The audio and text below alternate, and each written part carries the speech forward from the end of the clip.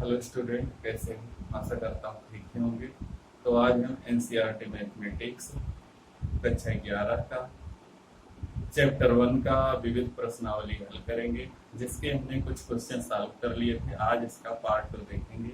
देखिए, तो question number 8 तक हमने सॉल्व कर लिया था। क्वेश्चन नंबर 9 है, समुच्चयों के गुणधर्मों का प्रयोग करके सिद्ध कीजिए कि A union A intersection B is equal to A, और दूसरा है A intersection A union B is equal to A. तो ये है, इसको हमें समुच्चय के गुणधर्मों का प्रयोग करके सिद्ध करना।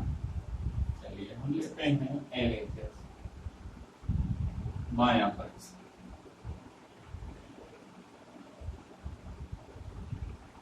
ए यूनियन ए इंटरसेक्शन बी।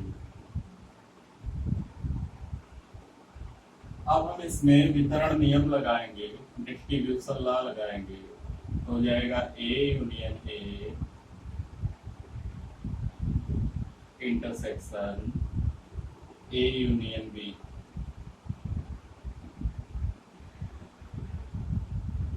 तो ए यूनियन ए का मान ए ही होता है, और इंटरसेक्शन ए यूनियन बी।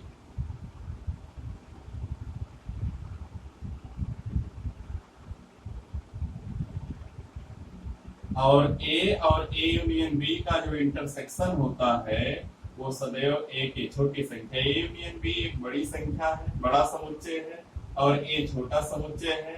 और यहाँ पर हम कह सकते हैं ए, और यहाँ कारण देते हैं इसका, यहाँ कारण देते हैं क्योंकि ए यूनियन ए बराबर ए, और यहाँ कारण देते हैं क्योंकि A is subset of A union B. A जो होता है यूनियन बी का उस समुच्चय होता है, इसलिए ऐसा हो जाएगा, बराबर होगा R H S. R H ये सिद्ध हो गया। दूसरा पार्ट यही वाला, फिर देखो यहां आ गया है। तो अगर चाहें तो इसको ये इंटरसेक्शन यूनियन भी यही तो आया, इसको हम चाहें तो डायरेक्ट लिख सकते हैं, लेकिन हम यहाँ पर डायरेक्ट का प्रयोग नहीं करते, गुणधर्म का प्रयोग करना है। तो यहाँ भी एलएचएस ले लेंगे, A intersection A union B, या भी वितरण नियम का प्रयोग करेंगे। A intersection A union A intersection B.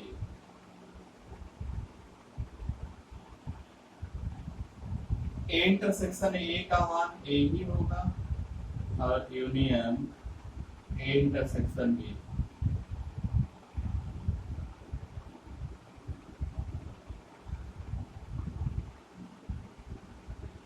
और यहाँ देखो ये वाला, यहाँ पर हम पहुंच गए, और इसका मान होता है ए के बराबर, बराबर R H S.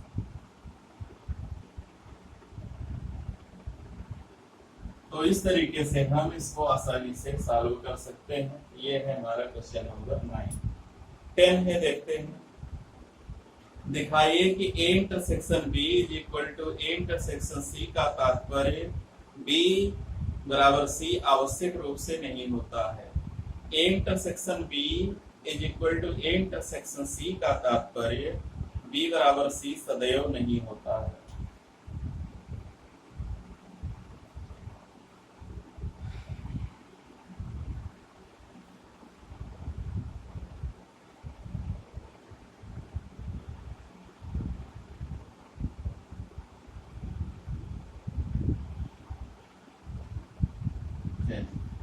Question number 10 थोड़ा आसान कर लेते हैं। माना लिखा तो है नहीं कि आप उसके समुच्चय के गुणधर्म का प्रयोग करना है।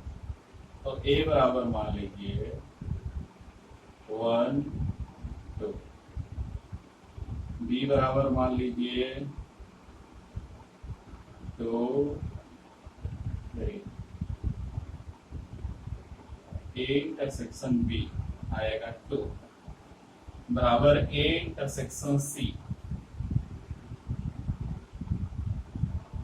सी बराबर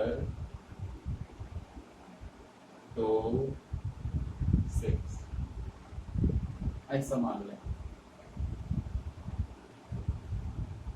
चलिए ए इंटरसेक्शन बी निकाल लें। ए और बी में कॉमन क्या है 2। ए इंटरसेक्शन सी निकाल लें, इसमें कॉमन क्या है यहाँ पे 2। तो यहां से हम कह सकते हैं चूंकि A intersection B is equal to A intersection C आ रहा है, परंतु B is not equal to C, B और सी आपस में बराबर नहीं, ये सिद्ध हो जाएगा हमारा। इस तरीके से एग्जाम्पल ले लेने से क्वेश्चन बड़ा आसान हो जाएगा। देखते हैं क्वेश्चन नंबर 11। मान लीजिए कि ए और बी समुच्चय हैं। यदि किसी समुच्चय x के लिए ए इंटरसेक्शन x बराबर बी इंटरसेक्शन x बराबर फाई, तो A union x is equal to B union x तथा ए यूनियन x बराबर बी यूनियन x, तो सिद्ध कीजिए कि A is equal to B. A union x is equal to B union x।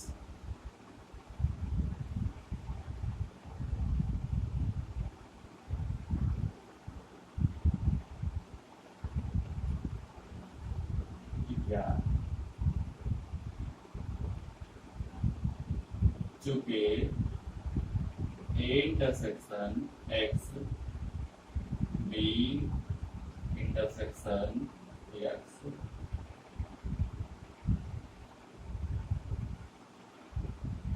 तथा A union x B union x ऐसा,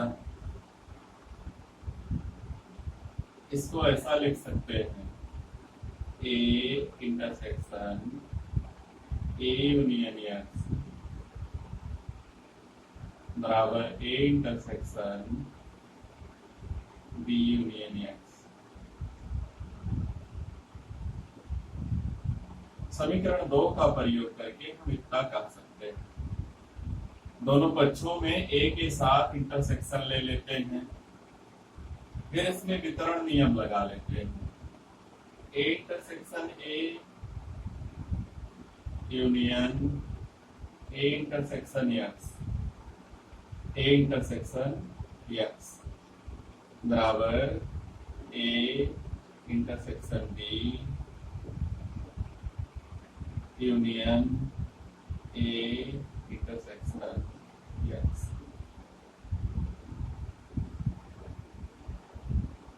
ये हमने इस पर लगा दिया डिस्ट्रीब्यूशन ला। अब इसका मान ए होगा A union I, A intersection X का मान फाई बराबर A intersection B union phi, और ए यूनियन फाई का मान ए होगा ए बराबर ए इंटरसेक्शन बी। यार फाई का कोई मतलब नहीं है, ए बराबर ए इंटरसेक्शन बी।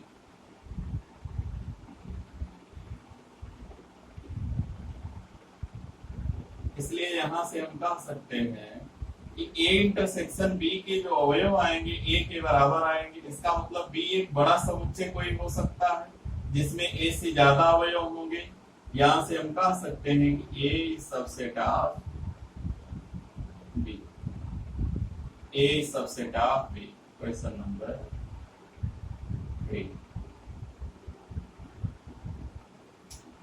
1 2 तो हमने डाल दिया था।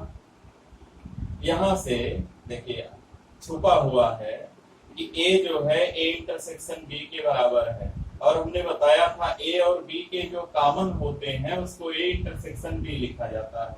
तो ए और बी में जो कॉमन है वो बिल्कुल ए के बराबर है। इसका मतलब बी में कुछ ज्यादा अवयव हो सकते हैं, तो ए जो है वो बी का उपसमुच्चय है, ऐसा हम कह सकते हैं। चलिए अब इसी को समीकरण 2 का फिर से प्रयोग करें। दोनों पक्षों में बी से इंटरसेक्शन ले लें। B intersection A union X बराबर B intersection B union X. यहां भी वितरण नियम लगा देंगे। B intersection A union B intersection X बराबर B intersection B B intersection B union B intersection X. तो बी इंटरसेक्शन ए इसको रहने दो, यूनियन लगा, इसका मान आई आएगा, आई बराबर इसका मान बी आएगा और यूनियन इसका मान आई आएगा। तो हम कह सकते हैं यहाँ बचेगा ए इंटरसेक्शन बी और बराबर होगा बी। तो यहाँ पर ए इंटरसेक्शन बी ए के बराबर था, यहाँ पर ए इंटरसेक्शन बी बी के बराबर है। तो हम यहां से कह सकते हैं B subset of A intersection B, B subset of A, B is subset of A. Question number 4। अब बताइए, एक बार समुच्चय ए बी का उपसमुच्चय है और एक बार समुच्चय बी ए का उपसमुच्चय है। हम कह सकते हैं अगर दो समुच्चय एक दूसरे के उपसमुच्चय बन जाएं तो वह दोनों आपस में बराबर होते हैं। संबंध 3 व 4 से ए बराबर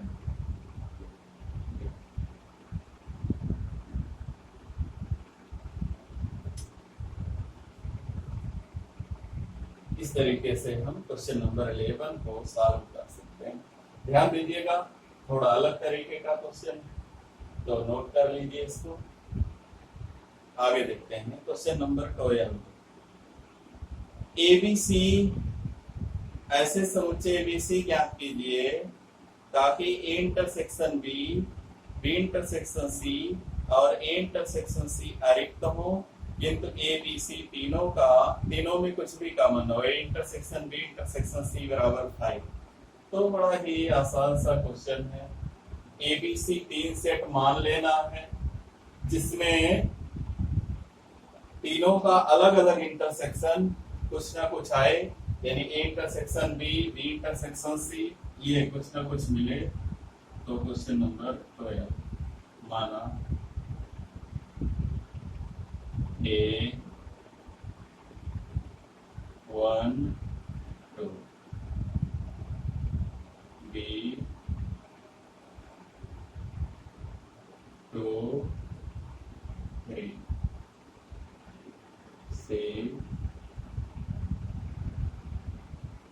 इज इक्वल टू क्या क्या मिले,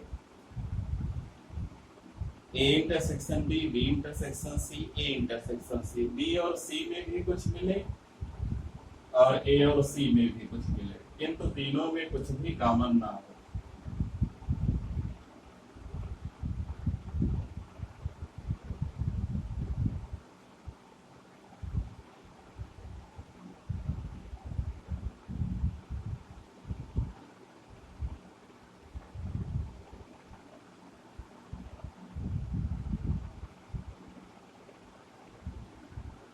ए और बी में कुछ मिले,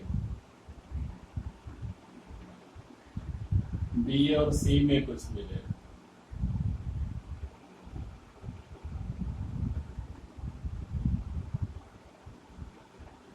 ये तो तीनों में कॉमन हो जाएगा।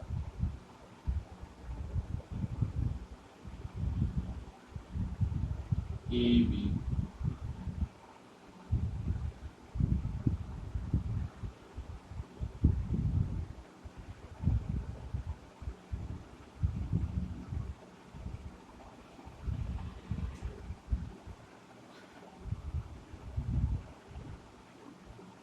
चलिए यहाँ देखते हैं। ए इंटरसेक्शन बी क्या मिल रहा है? 1। बी इंटरसेक्शन सी क्या मिल रहा है? 4। ए इंटरसेक्शन सी क्या मिल रहा है? 2। परंतु A intersection B intersection C तीनों में क्या मिल रहा है? कुछ भी नहीं। ये हो जाएगा हमारा क्वेश्चन नंबर 12। देखते हैं 13। किसी विद्यालय के 600 विद्यार्थियों के सर्वेक्षण से ज्ञात हुआ कि 150 विद्यार्थी चाय, 225 विद्यार्थी कॉफी तथा 100 विद्यार्थी चाय और कॉफी दोनों पीते हैं। ज्ञात कीजिए कितने विद्यार्थी ना तो चाय पीते हैं और ना ही कॉफी पीते हैं। एक विद्यालय के कुल 600 विद्यार्थी। इसको हम वेन आरेख से बड़ी आसानी से सॉल्व करेंगे।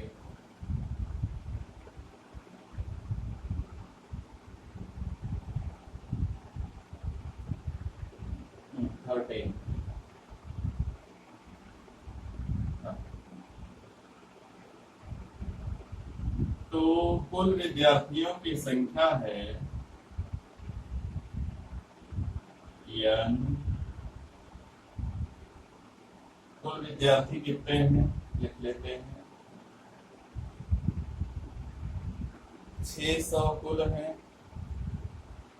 कुल 600 हैं। चाय यानी टी वाले कितने हैं? टी वाले 150, 225 कॉफी, 150 कॉफी वाले हैं 225 और दोनों में कितने हैं? 100 विद्यार्थी टी इंटरसेक्शन सी 100। ये हमारा आंकड़ा। तो माना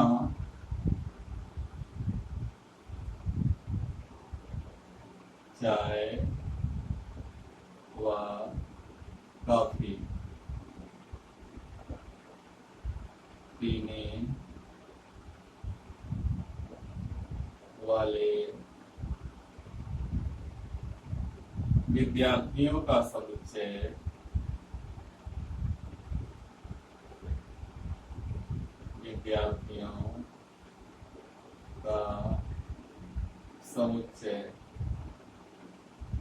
क्रमशः P व C।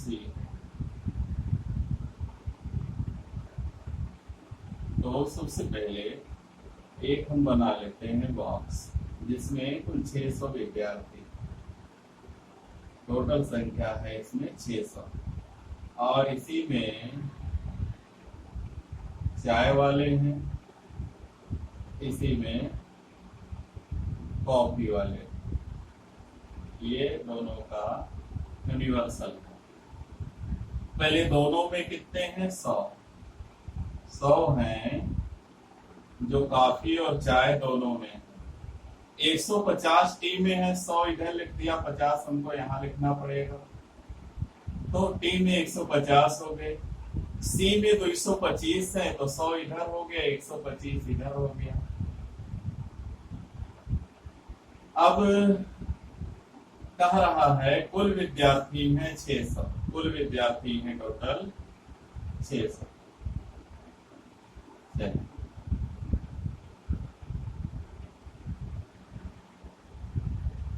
क्या पूछ रहा है, प्रश्न क्या है देखते हैं। ज्ञात कीजिए कितने विद्यार्थी ना तो चाय पीते हैं और ना ही कॉफी पीते हैं। तो टोटल 600 हैं और कुल पीने वाले, चाय या कॉफी पीने वाले कुल विद्यार्थी हैं 150, 125 हो जाएगा 275 और 600 में से घटा देंगे। चाय या कॉफी में से कुछ ना पीने वाले, कुछ ना पीने वाले विद्यार्थियों की संख्या,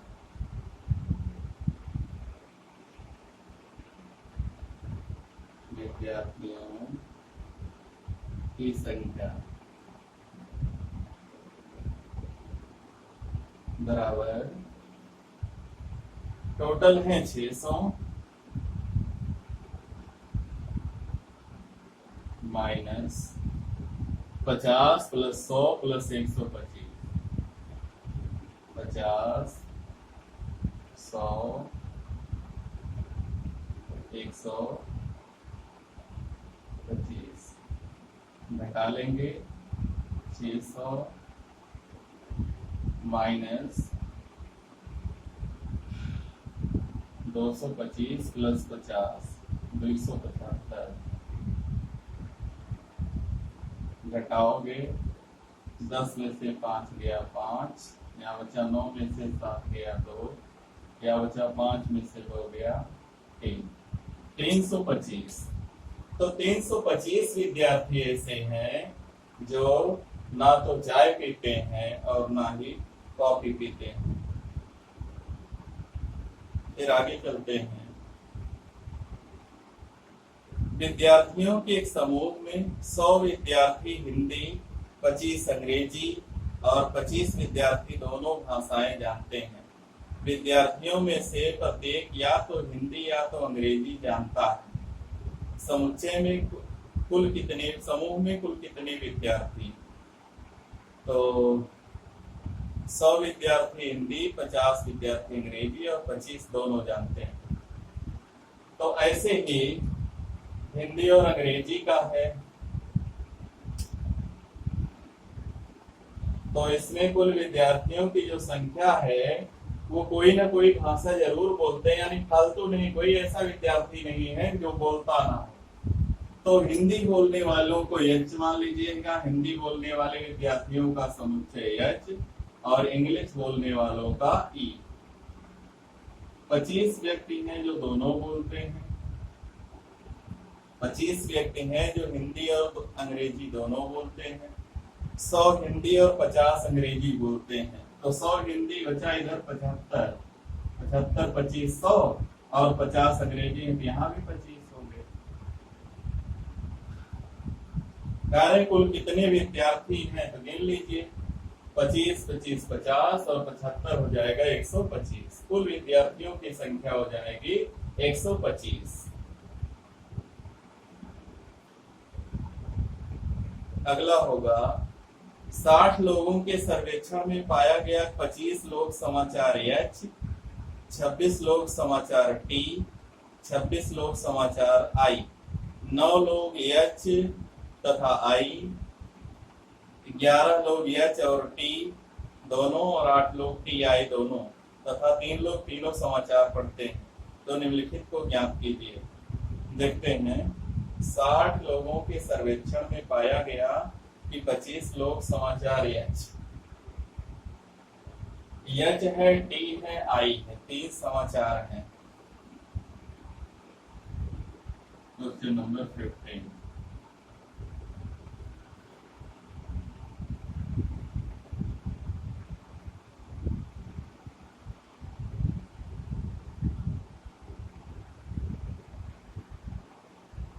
ये है एच, ये है टी, ये है आई।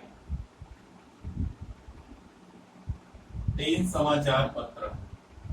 पहले तीनों में कितने हैं उसको नोट करेंगे। 3 लोग तीनों समाचार पत्र पढ़ते हैं, यहाँ 3 हो जाएगा। अब 2-2 का देखते हैं। 2-2 में कितने हैं?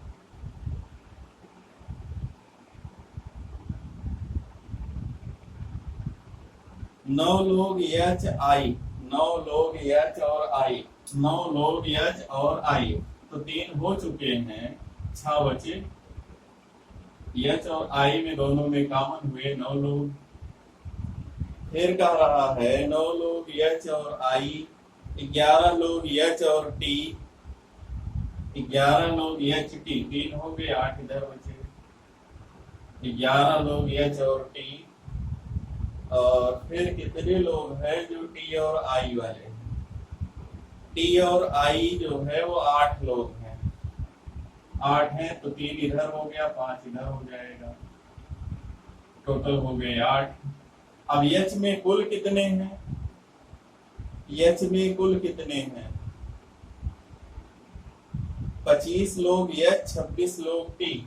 25 एच में है, 26 टी में है, 26 लोग टी और 26 लोग आई, 26 आई में। देखते हैं 25 एच में है तो 8 3 11, 11 6 17 और 17 8, 25 जोड़ लेते हैं, 8 8 16, 16 3 19, 6 25। ठीक है, इसका काम पूरा हो गया। इसमें 26 है तो 5 3 8, 8 16, यहाँ बचा 10, 26 हो गए। और 26 इसमें भी है तो 5 3 8 6 14, 14 12 26। तो अब हमने सभी आंकड़ों को लिख लिया, पहले तीनों का, फिर 2-2 का, फिर जितना बचा उसका अलग अलग का। अब इसमें पूछ रहा कम से कम एक समाचार पत्र पढ़ने वालों की संख्या कितनी है? कम से कम एक समाचार पत्र, कम से कम एक समाचार पत्र पढ़ने वालों की संख्या कितनी है? और दूसरा कह रहा है ठीक ठीक केवल एक समाचार पत्र पढ़ने वालों की संख्या कितनी है? तो पहला कम से कम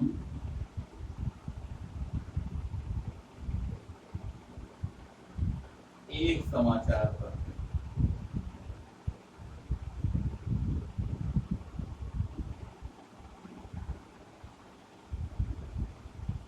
और दूसरा है कि एक समाचार पत्र।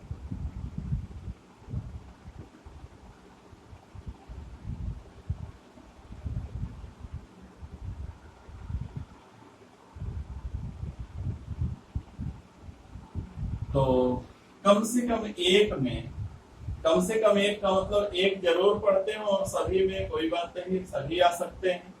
कम से कम एक समाचार पत्र पढ़ने वालों की संख्या, पढ़ने वालों की संख्या और पढ़ने वालों की संख्या।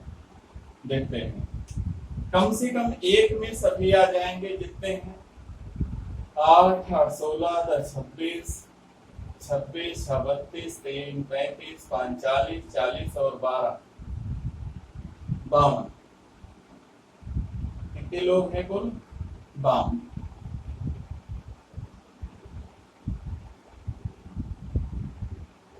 और केवल एक केवल एक का मतलब जो किसी और में ना जा रहे हैं, जैसे केवल H में 8, केवल T में 10, केवल I में 12, तो 10 8 18 12 23 ये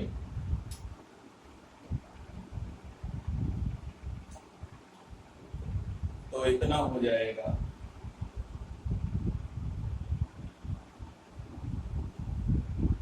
तो वेन आरेख जो विधि है ये सबसे आसान सी विधि है, बड़ी आसानी से आ जाता है। फिर अगला है, एक सर्वेक्षण में पाया गया कि 21 लोग उत्पाद ए, 26 लोग बी, 29 लोग सी, यह 14 लोग ए बी, 12 लोग ए और सी, 12 लोग ए और सी, 14 लोग बी और सी और 8 लोग तीनों ही उत्पाद पसंद करते हैं। ज्ञात कीजिए कितने लोग केवल उत्पाद सी को पसंद करते हैं। तो जैसे यहाँ ए लिख देते, यहाँ बी, यहाँ सी, तो केवल सी में ये 12 आ जाता। तो बिल्कुल ऐसे ही क्वेश्चन है जैसे क्वेश्चन नंबर 15 हल किए वैसे क्वेश्चन नंबर 16 है। तो इस वीडियो में इतना ही। अगर हमारा वीडियो पसंद आएगा तो वीडियो को लाइक कीजिए, शेयर कीजिए, चैनल को सब्सक्राइब कीजिएगा। धन्यवाद।